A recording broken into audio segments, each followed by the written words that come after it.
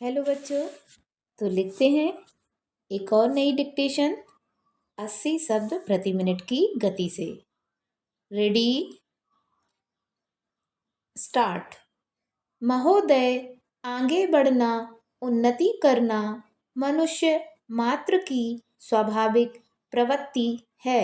आज जिस तरह की दुनिया हम देख रहे हैं, ऐसी दुनिया कुछ 100 वर्षों पहले नहीं थी।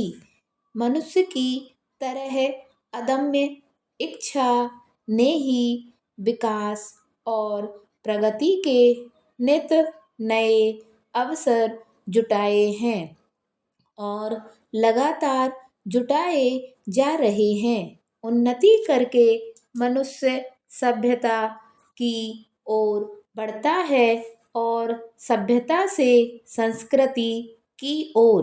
पशु से मनुष्य इसी अर्थ में भिन्न है। हमारा मनुष्य होना ही तमाम प्राणियों से उन्नत होना है।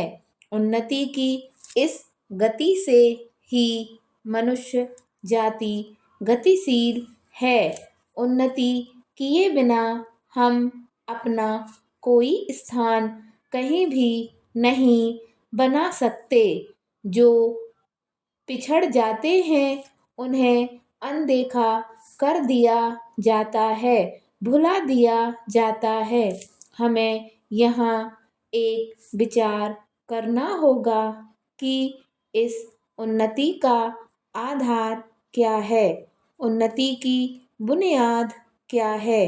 एकदम सहज और सीधा सा उत्तर आता है, एकता।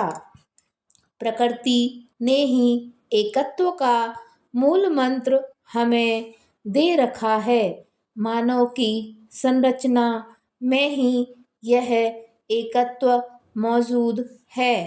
पंच तत्वों के एकत्व से ही हम धरती पर आते हैं और यही एकत्व हमें जीवन में क्रियाशील बनाता है, उन्नति की राह पर अग्रसर करता है। हमारी हथेली से जुड़ी अंगुलियां और अंगूठा विविध आकार प्रकार के हैं, पर ये जब आपस में जुड़ते हैं तो मानव श्रम के सुमन धरती पर लिखते हैं। फसलें लहलहाती हैं, कारखाने चलते हैं और विकास की मंजिलें तय होती हैं। अंगुलियों के एक बनने पर मुट्ठी बनती है, शक्ति बनती है। कहा भी गया है, संघे शक्ति कलयुगो, अर्थात कलयुग में संगठन ही शक्ति है। संगठन की बुनियाद एकता ही है। हम बटे रहेंगे, विभक्त रहेंगे तो नष्ट हो जाएंगे।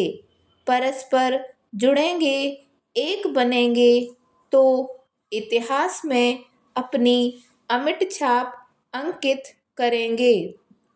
जो मानव समुदाय फूट कुनवा परस्ती, ईर्ष्या द्वेष ग्रस्त रहा, वह या तो नष्ट हो गया या बुरी तरह पिछड़ गया।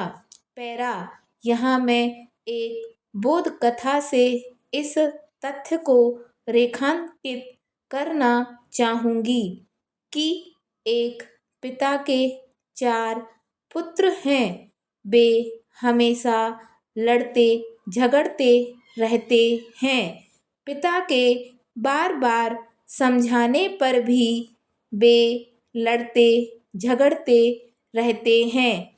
सारा घर दुखी रहता है और लड़ाई का लाभ दूसरे लोग उठाते हैं। एक दिन पिता अपने पुत्रों से कुछ लकड़ियां मंगाता है और उन्हें एक एक कर तोड़ने के लिए कहता है। वे उन्हें तोड़ देते हैं। फिर पिता उन लकड़ियों को एकत्र करके उन्हें देता है कि अब इन्हें तोड़ो, तो कोई नहीं तोड़ पाता। स्टॉप।